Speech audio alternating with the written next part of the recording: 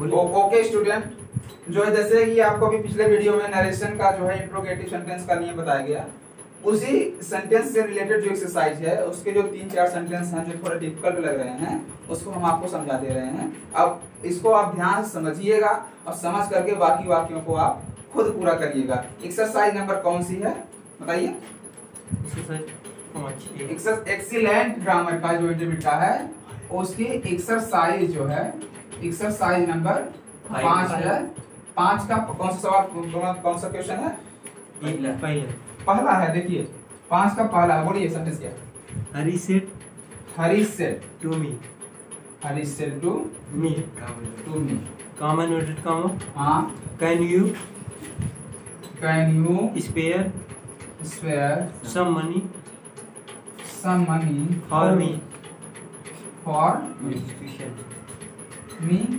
For me जी बस। अब यहाँ ध्यान दीजिएगा, क्वेश्चन मार्क है यहाँ, देखिए ए हेल्पिंग वर्ब से हुआ है, यानी मॉडल ऑक्सिलरी है लेकिन हेल्पिंग वर्ब कैन है। तो हेल्पिंग वर्ब का होने का मतलब है कि ये इफ ये वेदर का कंडीशन लगेगा। पहले हम इतना देखते हैं, हरी ने मुझसे कहा क्या तुम मुझे कुछ पैसे दे सकते हो या मेरे ऊपर कुछ पैसे खर्च कर सकते हो। तो क्या हुआ यहाँ पे कि हरी आस्क्ड मी, इतना क्लियर हुआ। अब ये हेल्पिंग वर्ब से है, इसे क्या तुम कुछ पैसे मुझे दे सकते हो, आप इसका आंसर आराम से दे सकते हैं, यस हाँ या तो ना, पूरी मीनिंग क्लियर हो रही है। तो इसमें क्या है, ये आपका मॉडल ऑक्सिलरी का यस या नो टाइप का सेंटेंस है। तो इसका जो हेल्पिंग वर्ब वन कंजक्शन होगा वो इफ या वेदर जो भी आप लगा दें। इसके बाद देखिए कैन यू को यू कैन मान लीजिए, सिंपल हो जाएगा क्योंकि मॉडल ऑक्सिलरी जाएगा नहीं। तो यू कैन, यू माने कौन, मी यानी आई, और कैन का could, if I could spare some money. अब यहाँ देखो मी यानी आई का ऑब्जेक्ट मी है, आई फर्स्ट पर्सन सब्जेक्ट गार्डिंग, सब्जेक्ट हरी है। जब आई का मी है हरी के लिए प्रोनाउन क्या लगेगा, ही। तो आई का मी, तो ही का क्या हो जाएगा object him.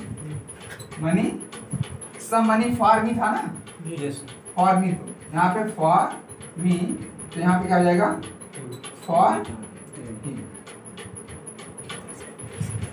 Any other sentence? Question number बोलते रहिएगा। थर्ड, हाँ थर्ड बोलिए। द नर्स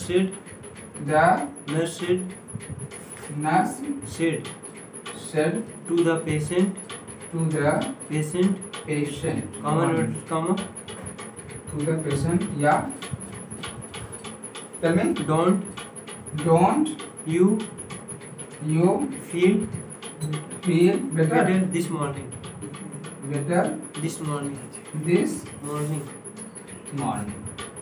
हाँ यहाँ देखिए थोड़ा समस्या है कि यहाँ पे डोंट यानी डू नॉट, तो होना क्या चाहिए डू यू नॉट फील, ये होना चाहिए था। लेकिन वही डू यू नॉट यानी डू नॉट को एक साथ रख दिया गया है, इससे घबराने कोई बात नहीं है। इसका मतलब है डू यू नॉट का सेंस दे रहा है। Do you not feel better this morning, क्या आज सुबह आपको अच्छा महसूस नहीं होता है या हो रहा है। तो यहाँ पे क्या है, नर्स ने किससे पूछा, पेशेंट से। पहले कर लेते हैं, द नर्स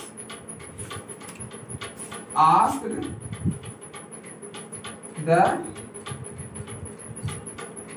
patient। अब यहाँ पे डू यू यानी डू यू नॉट, डू यानी हेल्पिंग वर्ब है, तो यहाँ पे क्या हो जाएगा इफ, और प्रेजेंट टेंस। तो ही यानी यू मींस कौन, पेशेंट यानी ही। आप देखिए पेशेंट कॉमन जेंडर है, ये लेडीज भी हो सकता है जेंट भी हो सकता है, लेकिन अधिकतर इसके लिए हम जेंट्स ही मानते हैं। तो यहाँ पे क्या हो जाएगा, इसके लिए प्रोनाउन क्या हो जाएगा, जब यू का यू है सब्जेक्ट, ही का सब्जेक्ट ही है, यहाँ पे इसके लिए प्रोनाउन ही लगेगा ही। डू नॉट यानी प्रेजेंट इंडेफिनिट, डू नॉट के जो पास्ट टेंस में ले जाएंगे तो पास्ट इंडेफिनिट हो जाएगा, पास्ट इंडेफिनिट क्या हो जाता है, डिड नॉट हो जाता है। तो if he did not feel better that morning, क्योंकि जिसका दैट हो जाता है। Okay, any other question? Yes. Number बताइए। 6 नंबर। या tell me. The teacher said to the student। आप लोग लिखते रहिएगा। The teacher said to the student common noted common, student है कि स्टूडेंट्स, हाँ common common. Have you completed completed your homework, your homework, homework. question mark.